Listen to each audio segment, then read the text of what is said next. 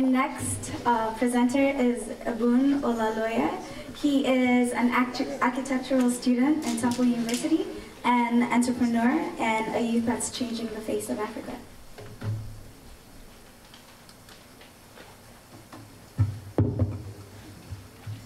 All right, good afternoon, everyone. How's everyone doing today? Good? Everyone's good? All right. My presentation today is called Football, Shirts, and a Powerful Idea. This is the story of LBF.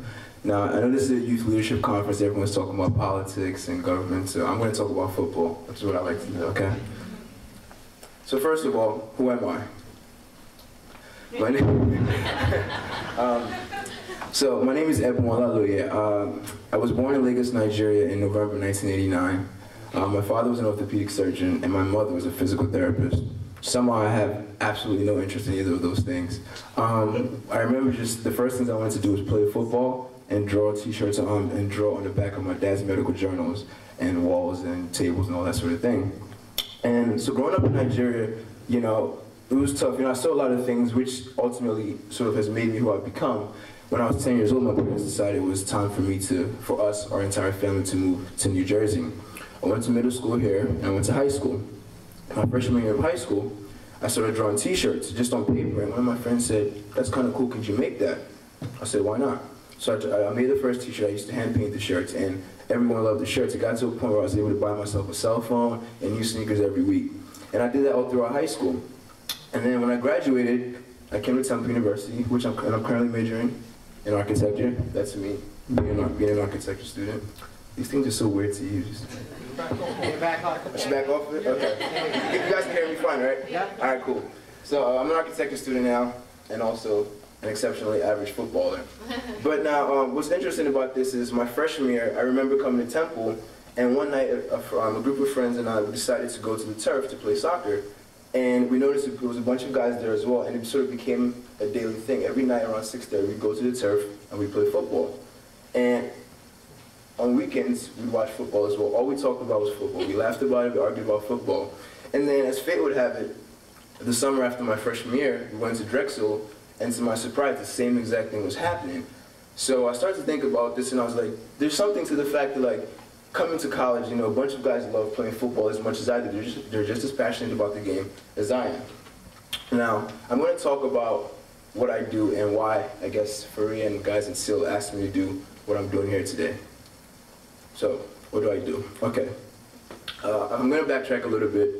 I mentioned I'm an architecture student, and one day I was in an architecture review, and if you guys have ever been in an architecture review, they are the most boring things ever. If you're not presenting, they're quite boring. So I sat there and I had my sketchbook with me, and I was drawing a t-shirt like I usually do, and I wrote the 3 words at the top: Live, Breathe Futbol. And at the time, I was like, it was a cool shirt, so I put it in the computer, got about 2 dozen shirts printed out, and all my friends bought the shirts. But then that was still about it. It was just me making shirts and selling them to my friends. There was really not much behind it. And then, I don't know how much you guys are into football, but one thing about football that I realized was, as a sport, it's naturally separating. It separates people. I'm an Arsenal fan.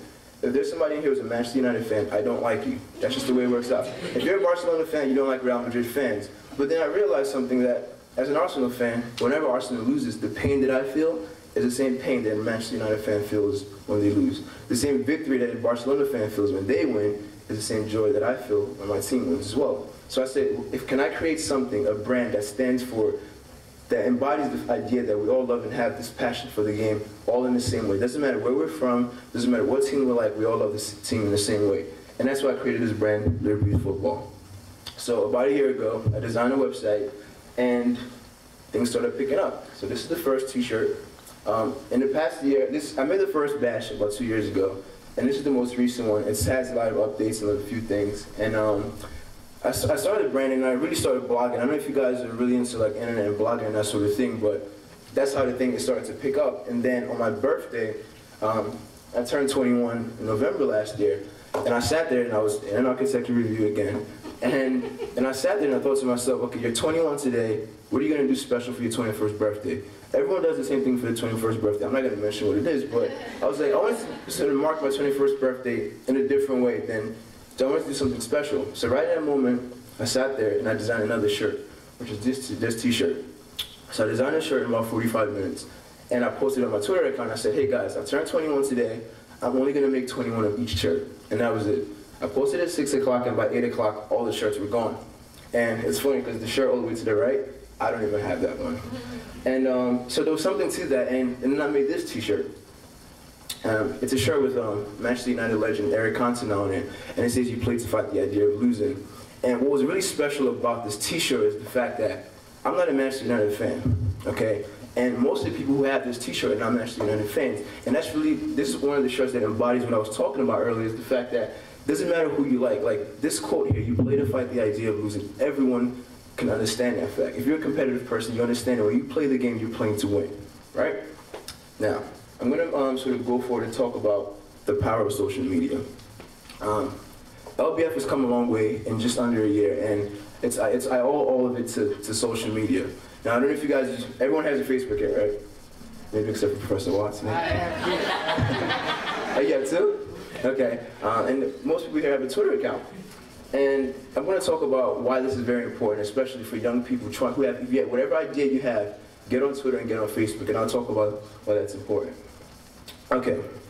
Now, don't laugh, okay. One of my friends, Jeff, he's American, and he said to me, he said, hey, there's this guy, Charlie Davis, who's the guy to the left.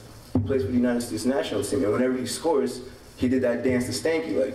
So he said to me, hey, can you make a shirt with him doing a stanky leg on it? I personally thought it was the most ridiculous idea in the world, but I said, sure, you know, you're my friend, I'll make this t-shirt for you. And then, so I made this shirt for Jeff, and a few days later, I go on my Twitter account, just to find that a whole bunch of people had mentioned me in a tweet asking about this t-shirt. And so I followed the conversation, I tracked it back. Jeff had taken a picture of the t-shirt that I made for him, tweeted it to Charlie Davis, who at the time had about 60,000 followers, and Charlie Davis retweeted about the shirt, and all of a sudden everyone's asking me for the shirt. And now I'm like, well, I don't have the capacity to make this many shirts, so I kind of had to like hustle around, and sort of, I was able to make some shirts for people, but this was the first time that I really knew the power of Twitter, because otherwise I was just sort of talking about football on there and just sort of posting my shirts for whoever cared to look. And this happened. The Philadelphia Union is the new MLS team based in Chester. And this is Kyle Nakazawa. He plays for the Union. And one day I found out on Twitter he was following me. I was like, it's pretty cool, like a professional football player is following me. And so I followed him back, and he was giving away a signed jersey of his. And I approached him, I said, Kyle, listen, I have this LBF thing that I'm doing. Like, would you like to give away some shirts? I'll put up some shirts for you to give away in your contest. He said, how many? I said, how does 5 sound? He said, cool. So he did a contest, and he gave me the addresses of the people. And I sent the shirts out to them. And I said, hey, Kyle, I really appreciate what you did. And can I send you a shirt?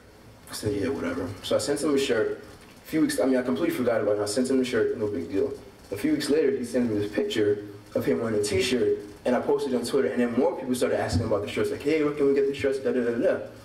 And it just started to hit me, like, if you guys are not seeing, like, the power of social media, this is somebody who otherwise I would never get the chance, not never get the chance to meet, but I might have had to work 5 or 10 years to even get the chance to meet somebody of his caliber, and all I did was say, hey, Kyle, what's up? And then the Lady R's collaboration. This is actually a very important one. I mentioned earlier, I'm an Arsenal fan, and she's a very noteworthy Arsenal blogger. She lives in Northern Ireland, and she has a huge following. And I noticed that on Twitter, I noticed that she makes t-shirts as well. So one day I just said, hey, would you like to collaborate sometime? And I didn't even expect, she has like 5,000 followers or something crazy like that. I wasn't even expecting anything. She was like, yeah, sure, send me an email. We talked for a few days, and she sent me an idea, so I came up with this design. It's with Arsenal legend Dennis Bergkamp. I made the design, we made a mock-up and said, okay, we're gonna make only 250 shirts, and that'll be it. And whoever got them, you got them. If you didn't get them, too bad. So I remember putting up the shirt, was supposed to come on November 24th.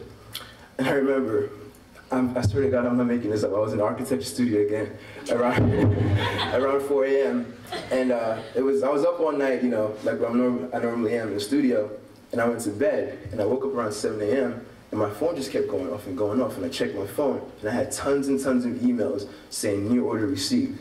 And so now I had to fulfill all this order. So this kind of sucks. Okay, when you're planning a business sort of collaboration like this, make sure you're not doing all of the work, because then I had to end up packing and shipping out all these t-shirts to people all across the world. And what was fascinating that happened was the fact that out of all shirts that we sold, only 4 went to the United States. Everything else went to places as far as Singapore, Malaysia, Australia, Norway, where have you. And in that moment, it really hit me. I was like, I don't have $1 million marketing budget. I'm not Nike, I'm not Adidas, I don't have that power yet. But all I did was reach out to somebody who had that influence and say, hey, would you like to work on something? And somewhere nowhere right now, somebody's probably wearing this t-shirt. And then,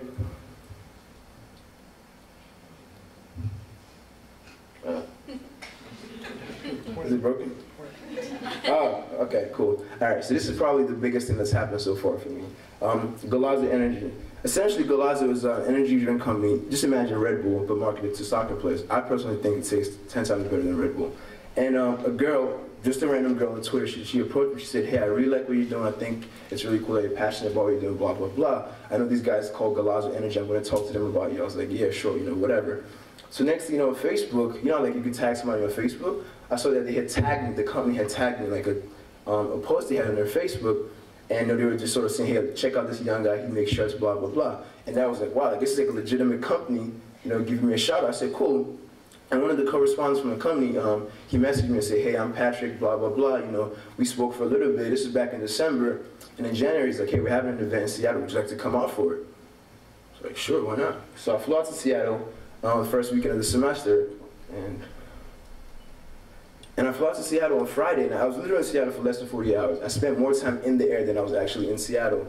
But the event that I went for was simply a tournament. It was nothing, you know, it was nothing really that serious, but I mean, I'm so passionate about the game, I'll go anywhere just to play soccer. And I got to the event, and I got to meet the CEO of the company, the founders of the company, and guys who have decades of business experience. They're experts at exactly what they do. I got to meet a few of the professional players who play out in Seattle, a lot of great college players, and I got to network with them. And in that moment, it just sort of hit me when I was on the plane back that whatever fear and doubt I had about starting LBF and about making it what I wanted it to become was completely gone in that moment. At that moment, everything that I ever dreamed of and imagined for LBF became possible. So, what are my future plans? At the very base, LBF is pretty much a clothing line. I design the shirts by myself, I ship them by myself, and I do everything. I design the website and all that sort of thing by myself. But ultimately, as a young African, here's what I want to do. Growing up in Nigeria, I remember when I was about 6 or 7 years old, there was this kid, his name was Junior. And Junior was the most amazing, I mean, we're 7 at this point, so this kid he was amazing at 7 years old. He was a really good player. And I remember on Sunday mornings, whenever, like after church, the older guys, like the 20-something and 30-something-year-old guys, they'd all gather to play football, and they didn't let any of us play. So what Junior would do, he would sort of stand off to the side a little bit, and he'd steal the ball and dribble through all the guys, right? And you know, you imagine this like, old 20-something-year-old African man just chasing after this little 6-year-old kid, you know? He'd embarrass them, he'd score the goal, and he'd run home. So he'd run home and he'd stay home for like 10, 15 minutes, right? So we'd just all be up there off to the side just laughing because we knew what was gonna happen. He would come back around and do it again. He did it about 2 or 3 times and he got the most joy out of doing this. And you know, I left Nigeria when I was 10, and I know Junior's not playing for the Nigerian national team now. I know he's not playing for any club teams in Nigeria. What happened to his talent? This is a kid that had massive potential. He wasn't the greatest student in school. You know, he came from a poor family. I don't know what became of Junior. And now, that's sort of what I want to commit myself with LBF. It's not just about shirts and so, you know, making money. It's really about saying there are hundreds and thousands of kids just like him who have that talent to play football. Like, what's happened to their talent? Sure, there are academies in Africa and in Nigeria and places like that, but some of these kids can't even afford sneakers. They can't even afford cleats or boots to even play, or even afford the fee to go to the academy. What I want to do is say, look, you're a talented young man. We're going to train you. We're going to develop your talents and sort of give you, you know, the stage and the platform to showcase your talent. Hopefully, maybe one day, you become signed by a professional club, you make some money, and then you lift yourself out of poverty, and maybe your family as well. And who knows, maybe they'll go back and help people back from where they're from. Because ultimately, I feel everyone here, doesn't matter whether you're African, American, or whatever, wherever you're from, I feel you have a social responsibility to where you come from, and that's sort of my responsibility to Africa.